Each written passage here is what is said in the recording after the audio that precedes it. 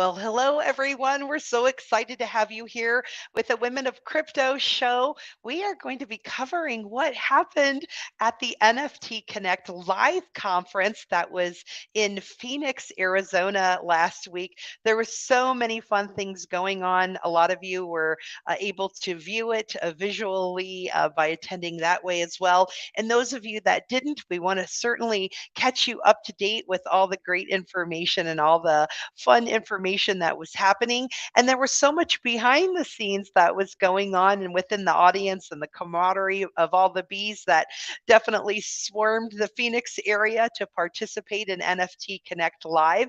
And that we have a special guest with us today. And that was one of our speakers that was with us there at NFT Connect. Her name is Sonia Ahuja. She is the founder and CEO of Orbis 86.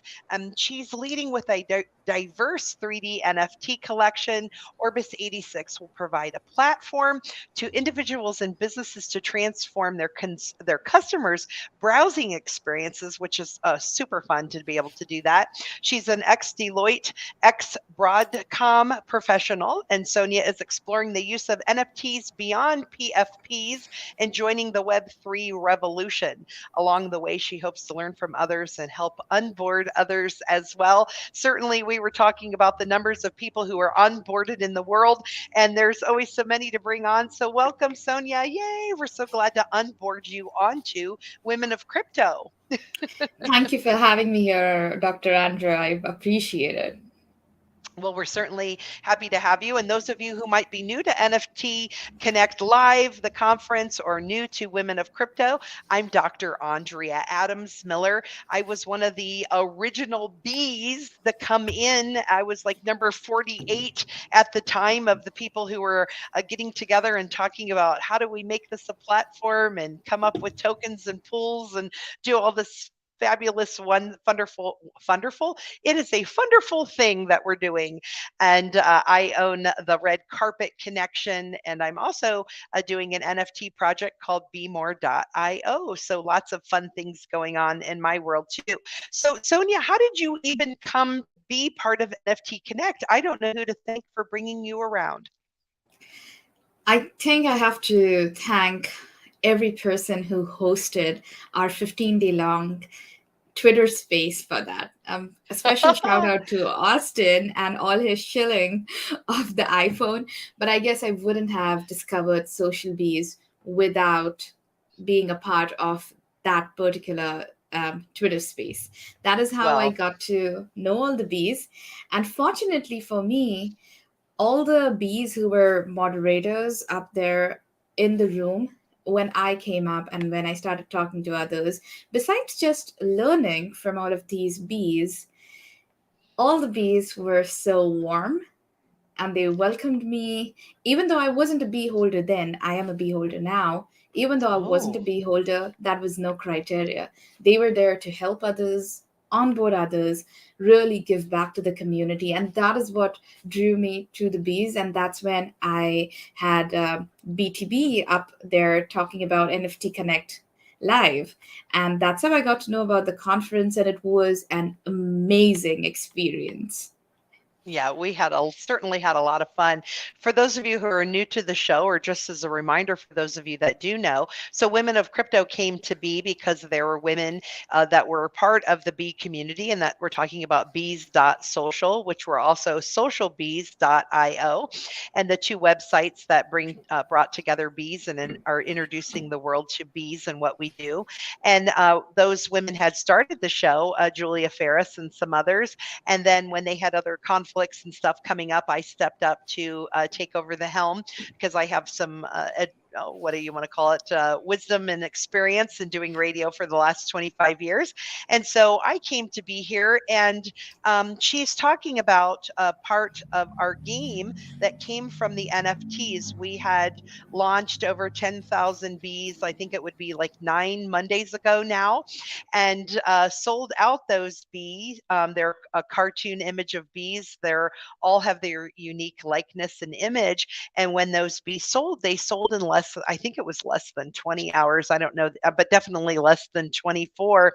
And what a really great way to have fun and play. And then they created different strategies to gamify this whole NFT world by having 1A operation where we had a 24/7 Twitter spaces where people were on and moderating from the bees, talking and sharing about what we're doing. And that's what Sonia's talking about that she got involved in.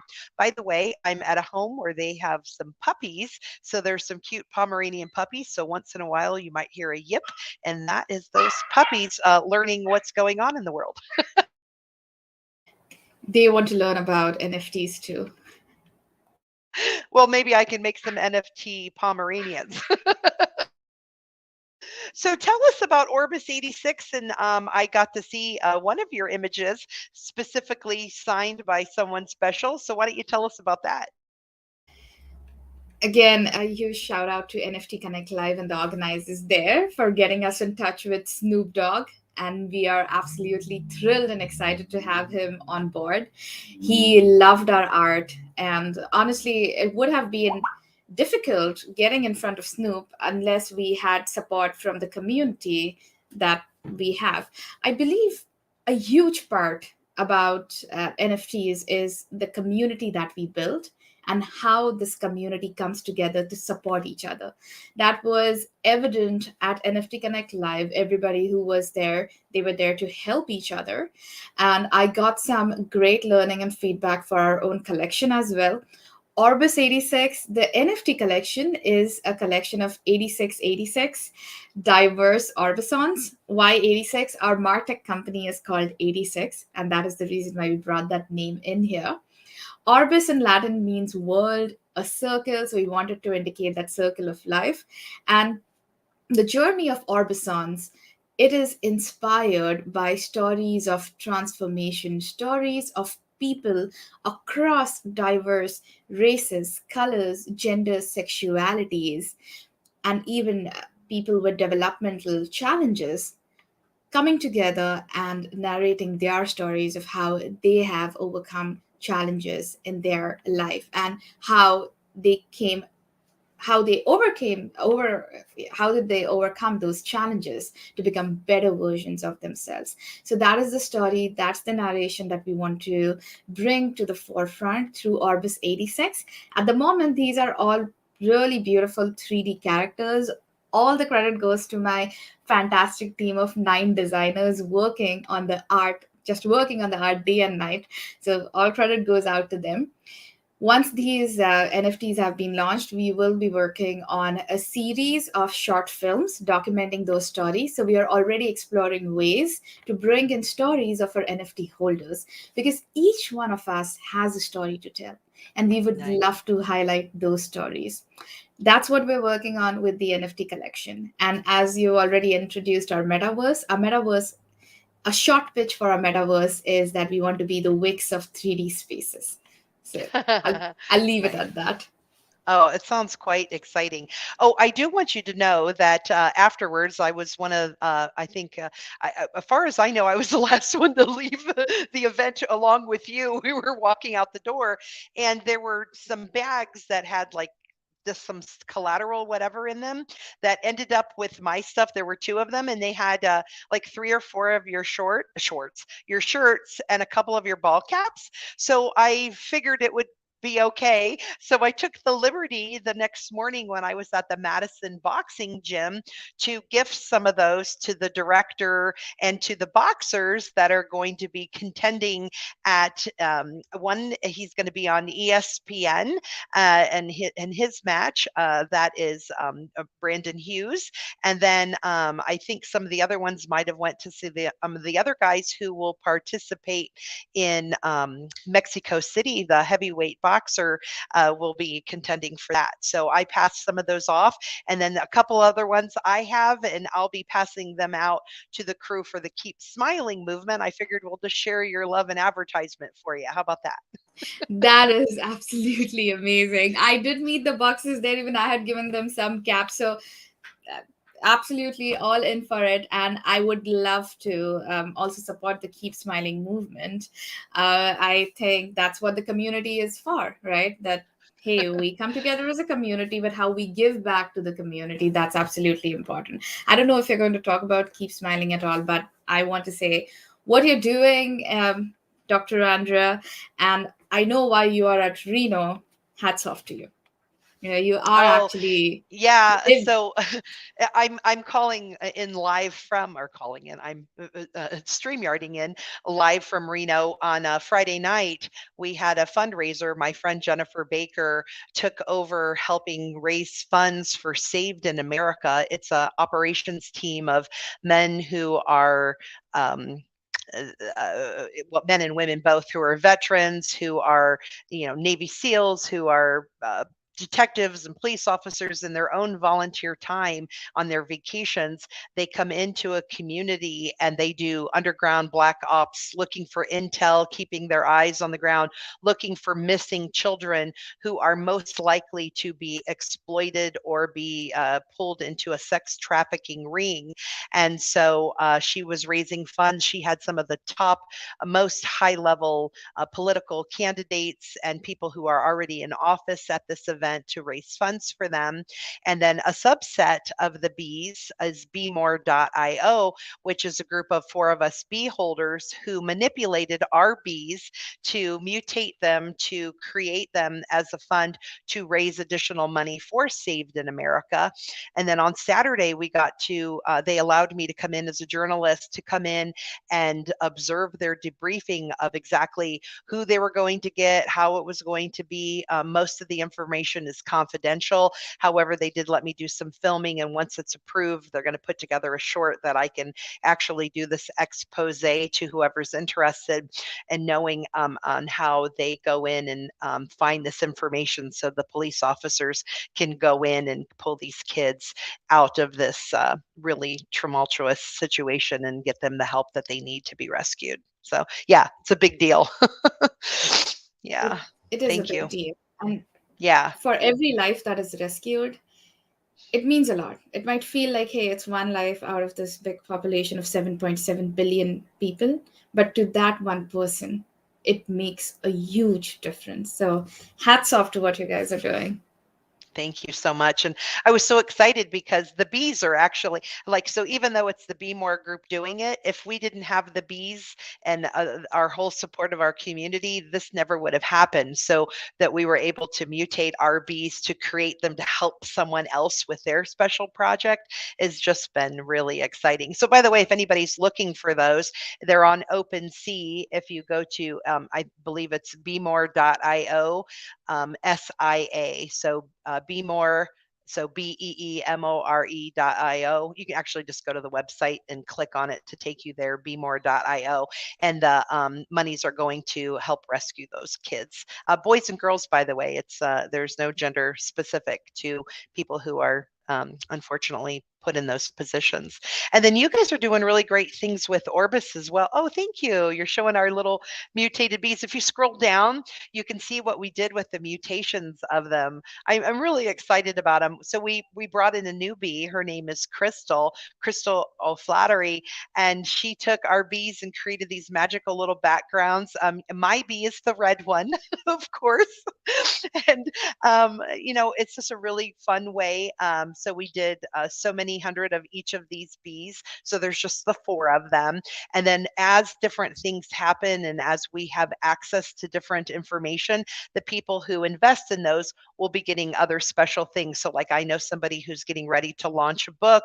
He has already agreed that we could release an ebook to everyone who is a holder of these bees. So we haven't even officially launched them yet. So I'm so glad that they're there, but they are available, and these can help save those kids. So, if tell me what else you're doing, Sonia, to help in philanthropy and so forth in your world. I, as an individual, I am working with a few organizations. As an organization, through the project, we are looking at donating 3 to 5% of our primary sales proceeds to 3 to 5 nonprofits. We have already spoken to a couple of nonprofits, including with you at the event.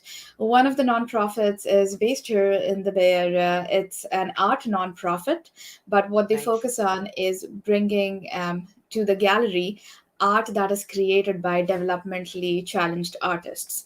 So that is their mission. We are looking at another nonprofit at New York that is for theater artists, and they focus on the underserved minorities, so the LGBTQT group, women, and also minorities like artists who are faced with critical illnesses or are terminally ill. So it's a very nice group. And we are trying to look for these smaller nonprofits that are mostly volunteer driven, because in such nonprofits, your money really goes to the cause. So, as an organization, that is what we're doing in terms to our CSR. We obviously all have a responsibility to the society, to the community that has given us everything that we have. And it is our moral obligation to help those who are not as fortunate as we are. Because only when the entire community progresses do you truly progress. As an individual, how far along can you get? Right? And how much satisfaction does that really bring you? As a community, when you grow and progress, though, that is immensely satisfying. So Well, there's one of our art up there.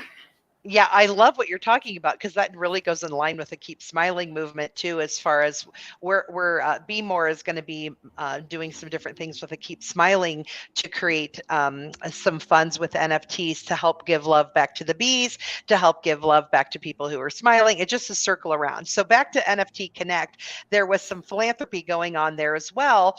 I don't know who else was involved, but I do know Josh Sims was the main person that at least I heard who had reached out to some different organizations in the community, especially the Madison Boxing Gym, and that's why they were there. So they were sponsored to be there as part of the NFT Connect in the audience, and they were so thankful. I'll say, rumor has it. I just talked with the director today. It sounds like, so we'll have to all watch ESPN on March 5th. It sounds like both the BeesSocial logo and the NFT Connect logo will be on the shorts. So I'm not for. We don't know for sure which, if it was one or both, but possibly both. So we'll just have to watch March 5th and see. So how exciting for us to be able to give back to Madison Boxing Gym, which they also help women in the community with self-defense classes, and they help with kids to help give them an enriched environment of safety and teach them how to respond to bullying, and for kids who you really need that discipline and strength and confidence. So they have a charitable portion of themselves along with their for profit. So, and I know that there were other organizations within the community who were sponsored to be there and be a part of all of that. So, very exciting to know that NFT Connect behind the scenes was creating all of that as well. So, Sonia, what are some key takeaways you have from the event that you would love to share? The biggest takeaway that I took away from the event is the power of community. This was a close knit event. Everybody had come together. We had close to 300, 400 attendees, right? But the energy in the room would rival any other conference that probably had 5,000 people in there. It was extremely well organized. The biggest thing was almost the entirety of the event was driven by volunteers. So imagine Mm-hmm. people organizing an event at this scale and organizing it fairly professionally, and then not asking for money, right? Just doing it because they believe in the community, working on it because they believe in this power of community coming together, forming the DAO, and giving back to the society. That was my key takeaway. However, I was also very impressed with the fact that the government of Arizona is actively looking to educate other states and other legislators in order to ensure that regulations in the NFT space and the regulation in the crypto space in general is not overreaching. So they don't want to deter new investors and new folks from coming in, because we had already discussed at the event, right? Like how the whole crypto space is small. You have only 300 million people in the world that own crypto, and you only have 300,000 people in the world that own NFTs at the moment. So if we want to onboard more people. We want to reduce the barrier to onboarding these people. And I was actually very excited about these legislators and councilmen and senators on stage talking about NFTs in a fairly knowledgeable fashion. Because before the event, I did not even know that the city of Chandler is actually accepting payments for utility in cryptocurrency, in Bitcoin. Yeah, that was Imagine. very interesting to learn, wasn't it? Oh, wow. It was.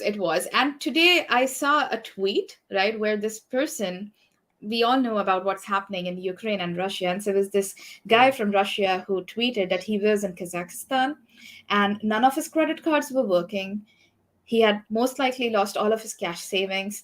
But then he said in a very humble tone that without exaggerating, I can tell you today that Bitcoin, Ethereum, and my NFTs, these are what are going to save my life today. That's such a Wow. big thing. We have spoken Wow. about DeFi, but this is examples that are happening right here. That you truly own your assets, you truly own your investments in DeFi.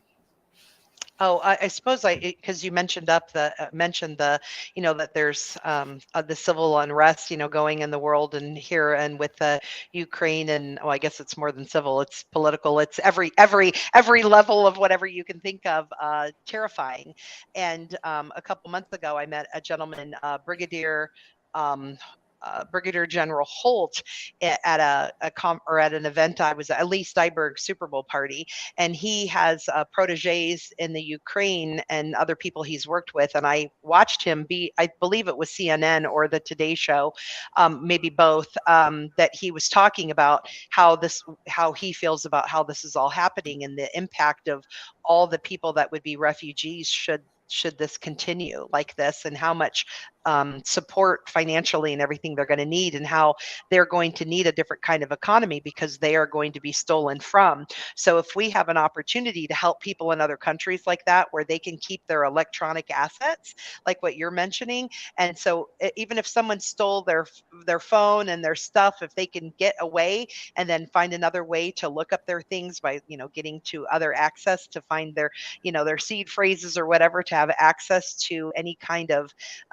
economy that's in Ethereum or in some kind of other metaverse, that is going to really be their only way to be able to keep their funding, should they be pushed out of where they're at. And some of the other legislatures that I talked to here in Reno were talking about that as well, on how we handle and manage all of that. By the way, bmore.io, we're actually going to, we have a woman from the Ukraine who has her original headdress and information from her country. And one of our, Crystal O'Flattery, she took her and did a photo shoot with her and created a merging of her image so that we can raise money for the Ukraine for those refugees. So, I mean, there's just so much going on in the world right now. I mean, really, half an hour for the show covering just the event of what we covered, plus what everything else that's happening is just not enough time. I think the impact of having the legislatures there and what the bees did to create that, I think, is one of the most powerful plays we had of that NFT Connect, because that really shows that we're one of the crypto leaders as far as pulling other politicians on board and figuring out how we all work and play together. Your opinion on that? I completely agree. From what I heard towards the end of the event, and obviously this is not confirmed news, but what I heard was the state of Arizona was actually interested in bringing the bees back together in Arizona and using their help to educate legislators and senators and councilmen across the nation. So they were planning to bring in 5 councilmen or 5 legislators or senators from different states, from all 52 states. So that's 255 people who are making policies, bringing them together in Arizona and asking for help from bees to educate these people on the power of DeFi, how this can make the entire community and our population as one, help them progress, help them get access to finance, get access to this beautiful world of Web3 with with not too many entry barriers, but also enough governance to ensure that fraud, scams are not what are front and center, but it is truly the community and the power of community driving this whole augment of Web3 that we are watching right now. It is a revolution, right? Web3 is going to help us prosper as a community. Well, I fail to understand what a single person even does with $1 billion, right? Like, what do you do with a billion Yeah, you and dollars? I You were know? talking about that. Like, like it's just you have to buy really. I remember my daughter in sixth grade did a project where she came home and she's like, "Mom, I have to spend $1 million," and she's like, "I've already have the house full of furniture. I have cars in the garage." And I said, "Well, what are you doing now?" And she's like, "Well, I'm buying groceries. I've bought gum, I've bought flour and spices," and I'm like, oh, to spend 1 million, you got to start like buying a gold bathtub or a gold toilet. And she's like, that's stupid. That's a waste of money. And that, Exactly. yeah. So, yeah, let's share a little bit of love there. Your daughter was really smart for her age. I'll tell you that. So smarter Yeah, than some of the billionaires that we already have who have a yacht to carry their three other yachts. So no there name you dropping go. here, but that's the world that we are living in. Oh, it's just hysterical. I was trying to look up some of the names of the politicians that I met there at the event. I've met so many people in the past couple days. It's hard for me. So they're all on my phone, and I'm trying to remember all the different influencers that we've met as well. I do want to give a shout out to Chad Miller, who owns the Legacy Sports Complex. I met him, and he's the one who collaborated with NFT Connect and the leaders to create this beautiful venue for all of us to come and congregate at. So a shout out to him. And then Karen Clay, she was really awesome and fun. Did you get a chance to get to know her at all, Sonia? I didn't get to meet Karen. I met Tal. Tal was fantastic, right? And then Adam, right? Adam was the one who got all our legislators together. So he was, I mean, there were so many awesome folks to meet. The only thing I regret is not being able to meet every single person in that room. You think that, oh, it's just 300 people, but hey, between all the sessions and all the information that you're consuming, you unfortunately don't get to meet all the I fabulous think people who are that's the there in the biggest room. feedback I've heard from everyone, that they were so excited to be together and in person, because a lot of them, this is the first time they've been in an event since things have been relaxed about traveling, is they wanted to be able to have more time to network. And they had so many wonderful things for us to listen and to be a part of and to do, that we actually could have used more time. So I definitely think stretching it to a 3 day and allowing the networking sit down and just chit chat, time would be certainly helpful, because everybody just really wanted to get to know each other. Mechzilla, wow, what a force there. That just really enjoyed the platform with that.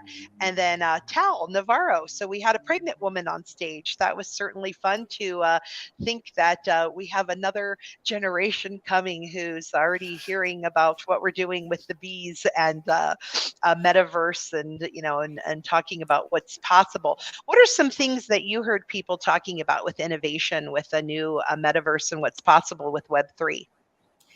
A lot of good topics that were discussed, right? We watched Nick, right? Again, next gen for us. I think he's more Gen Z than a millennial.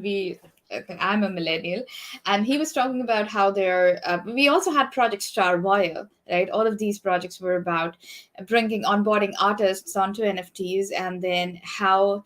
So today we obviously have songs, etc., by individual artists being released as NFTs, but this was not every individual artist is Snoop Dogg, right? Not everybody has the fun. I mean, folks out in the audience, I know many a times people ask, how much money do you need to launch an NFT collection?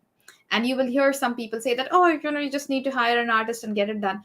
Not really. In order to get the community, to inform your community about the work that you're doing, your marketing, your time that's put in, also the team that's working on the project, and also how you support your roadmap, you can easily be spending in a couple of $100,000 at the very least to launch a successful NFT project. So, what I loved was how these various platforms were coming together, and they were talking about the power of Web3 in various places. So we heard about land deeds, right? And coming from India, where it's really easy to bribe an official and get your titles changed, I know how important something like this, an immutable record stored across thousands of nodes, how important something like that is. Now, obviously, we worry about things like security, right? That, hey, will everyone on the internet know the exact specifics of the land deed I know? And we are making strides even in that area. So there is something called zero proof authentication. I think I forgot the last word, but what it essentially is, it allows you to prove ownership and without revealing the contents of the token itself. So yes, you are the owner of that land deed, which is great, but what are the exact specifics? Those do not necessarily need to be visible to the public.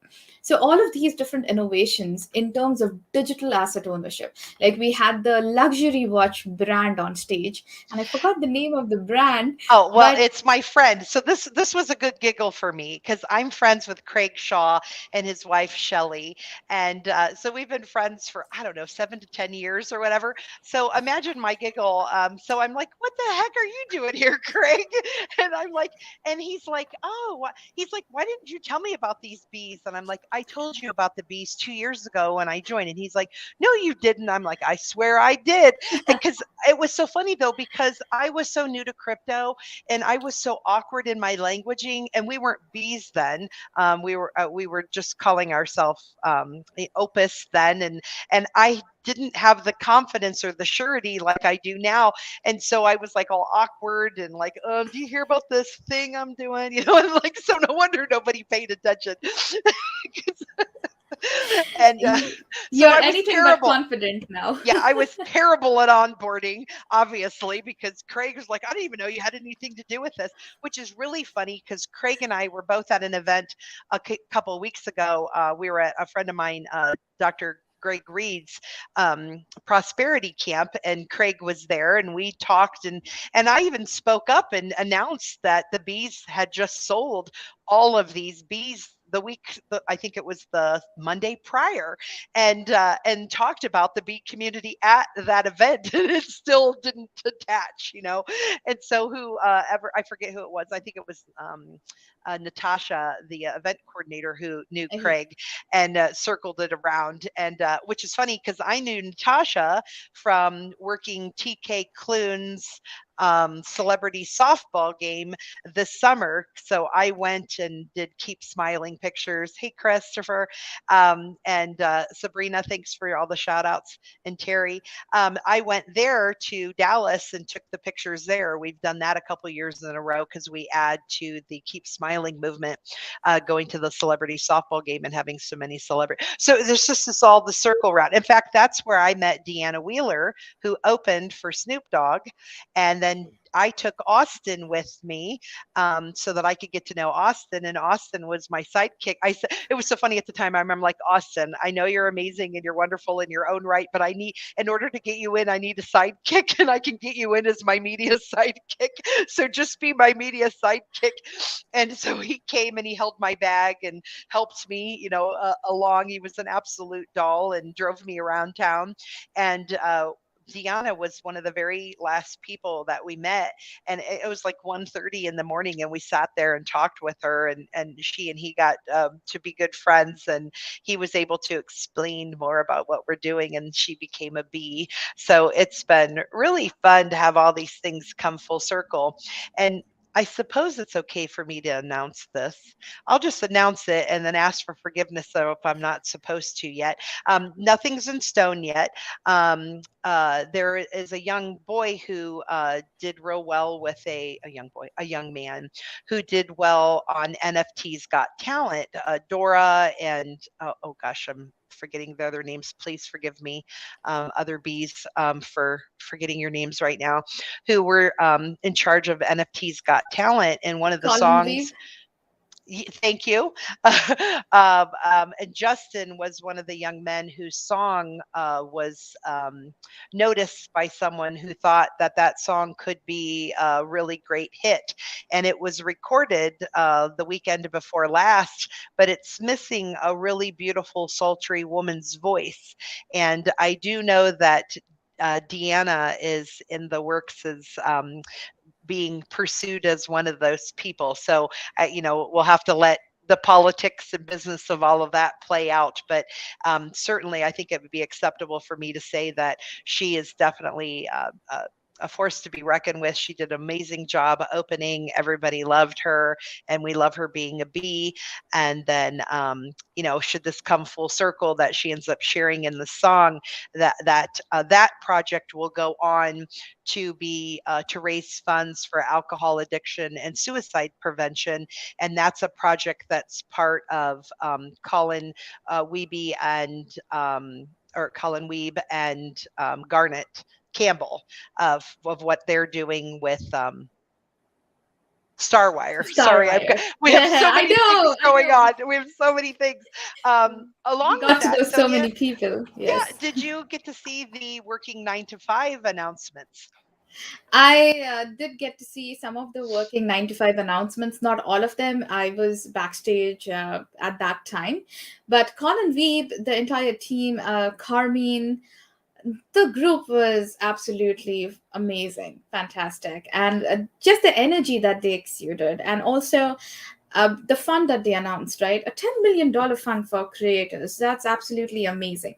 See, just a couple of, not even a couple of days ago, last night, I was talking to my corporate friends. So it now feels a different life that I was from, because it's really a different vibe, right? When you are working for a corporate organization versus when you are working with a community.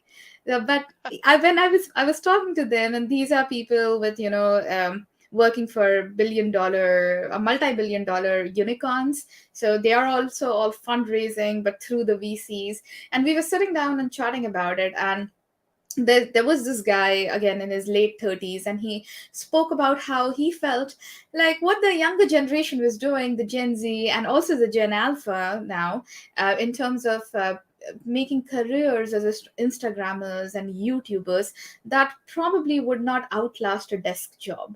And I said, well, I don't know if that is true, because these generations, they are about creativity. And to be honest, all our desk jobs are most likely going to be replaced in AI in the coming decade. We already have AI/ML taking up a lot of our jobs. So then we have to redefine our economy and make sure that people don't have to struggle for their basic necessities.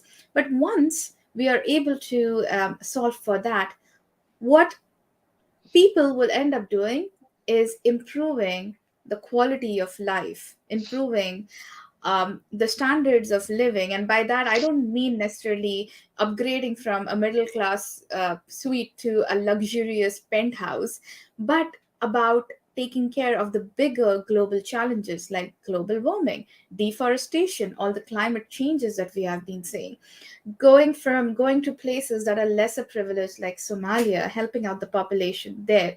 So one world, right? Not one country, not one town, but one world, working on that. And this generation, next generations, they are all about creativity and connections.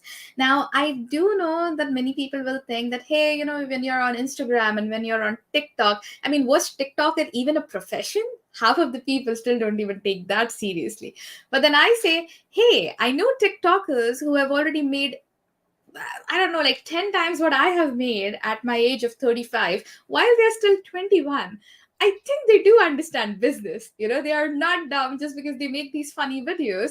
It's wrong to think that they are not very intelligent, because they are running their business better than I am. They already have access to this capital, and they can do good things with it.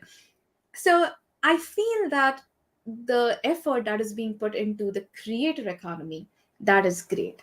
So that 9 to 5, working 9 to 5, and what the group with Colin Weeb and Garnett Campbell, what they are doing, I think it's absolutely essential to help all of these artists come up, be able to claim what they are truly worth, because we hear about all of these big endorsements of big artists, but there are so many artists in the world. And I don't think it would be wrong to say that 95% or more of the artists are actually underpaid. And I Oh, feel with what we are doing, with this whole NFT movement and the movement of creator economy. By the way, in creator economy alone, outside of NFTs, last year we already had over 24 billion in capital invested.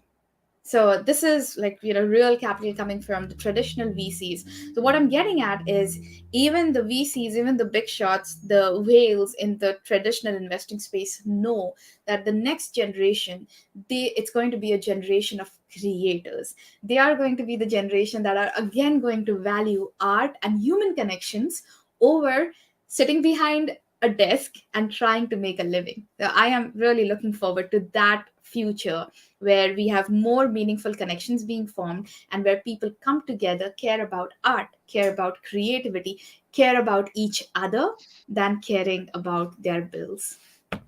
I totally agree with you. I'm super excited, giggling, because all these years that they've been pulling away art from the schools and cooking and all those things, and my husband even was on the school board. Like we would fight for those things. I'm sure many of you listening are the same way. You're trying to figure out what you can get your kids into and how you could participate in different things.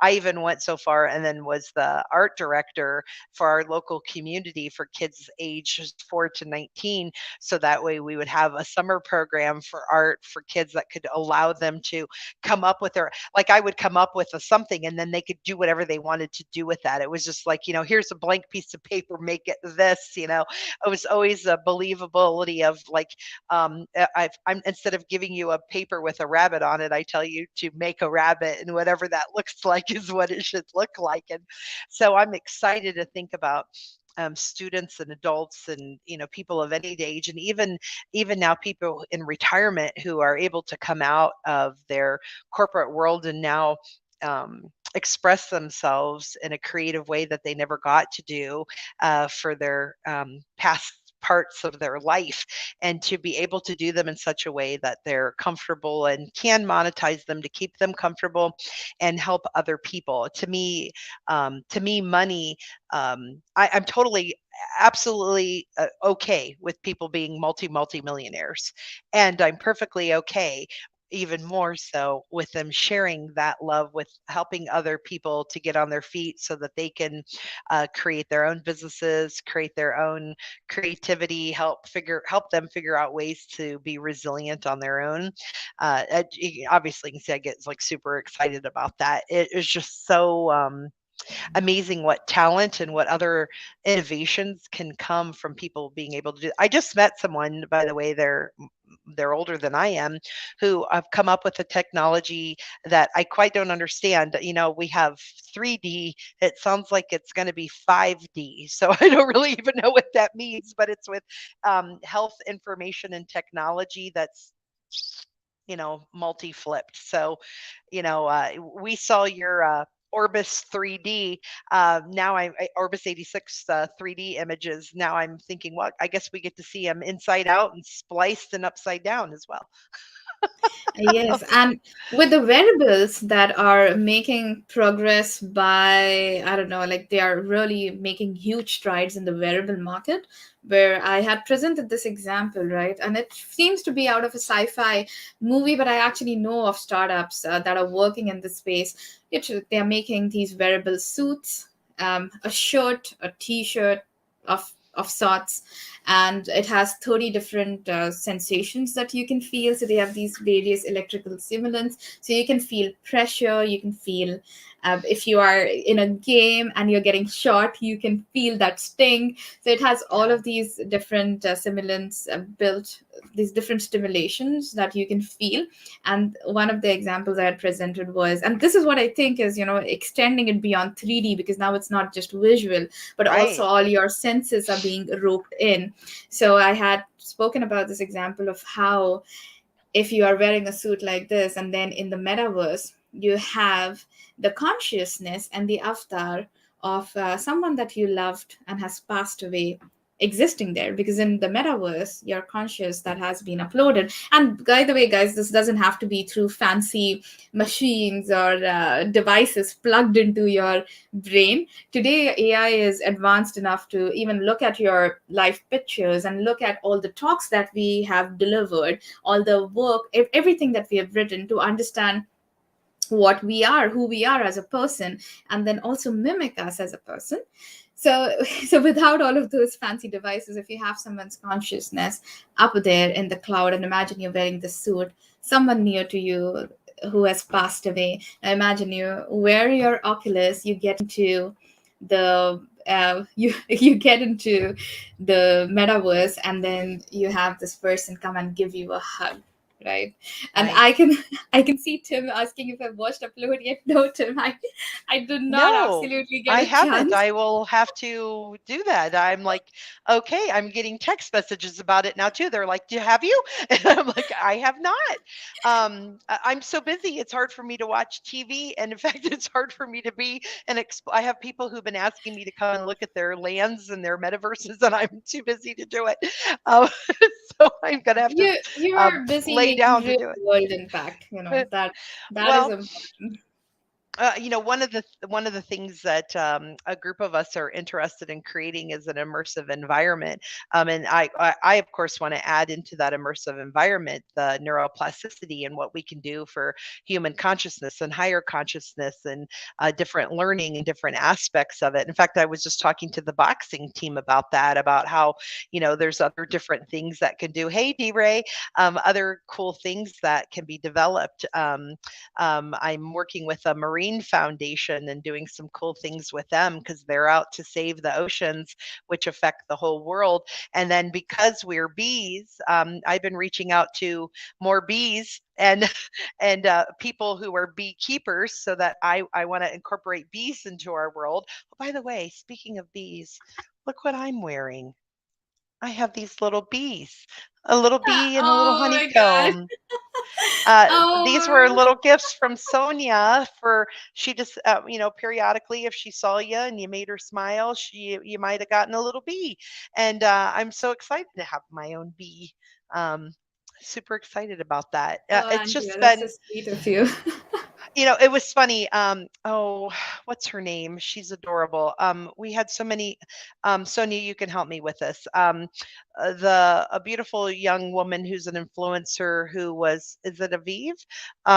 Who was saying that we were Aviva. nauseatingly Aviva, that we were nauseatingly close, or I forget. Tim, if you can remember the exact quote, she was like, "Oh, it was funny how she said it too." She's like, "You people, you're like nauseatingly like all over each other." And she goes, "And I'm kind of jealous." It was so cute because she says, "I want to be loved on like that." And that's what's been really amazing, is the bee community coming together.